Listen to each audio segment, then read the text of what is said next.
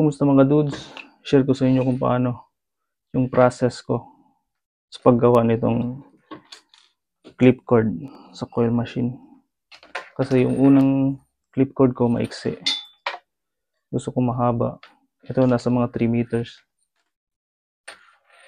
So may luma akong mail na ayun kung anong tawag nito. Galing din sa foot switch. Tapos yung connection nito, so kinonect ko yung pula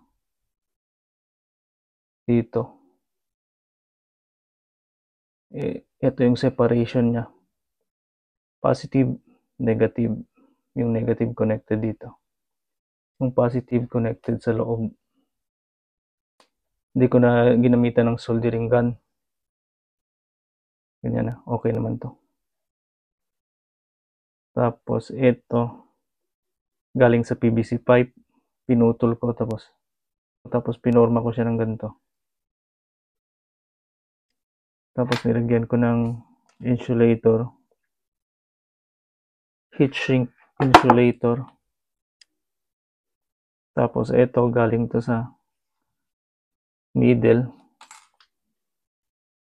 Kasi may butas naman to para sa nipple bar. Ito galing to sa mga lumang parts ng mga coil machine ko. Ito di ko alam kung saan to galing. Pero may mga stock ako nito. Ang dami kong mga anik-anik doon sa toolbox. Tapos ganito yung connection niya. Ito yung positive. Kukonek ko muna mga dudes.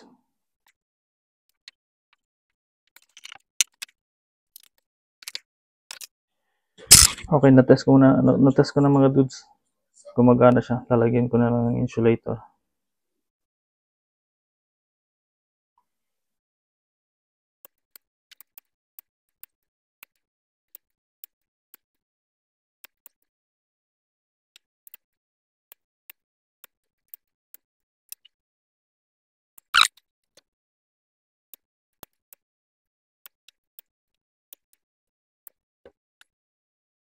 Okay, ito nga pala yung finished product mga dudes.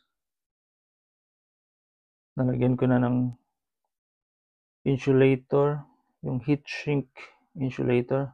Marami namang nabibili na ito sa mga electronic shop. Tapos nilagyan ko ng insulator din dito. Parang silbing indicator lang yung positive tsaka negative.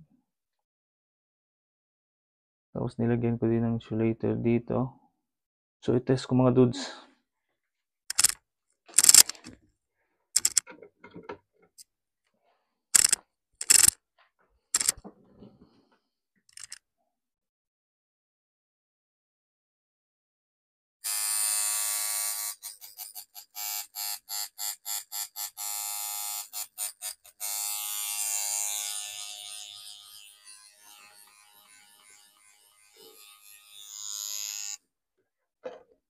Okay siya.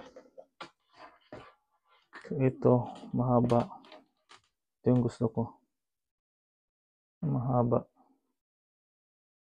So, yung positive dito sa baba, parating dito sa baba pag coil.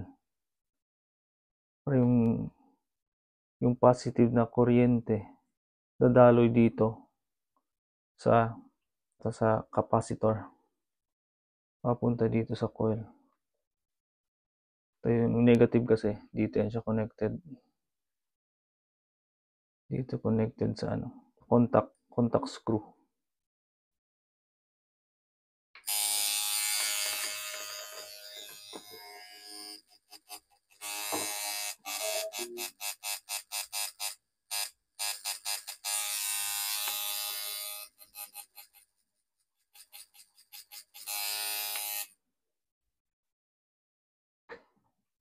So hanggang dito lang mga dudes.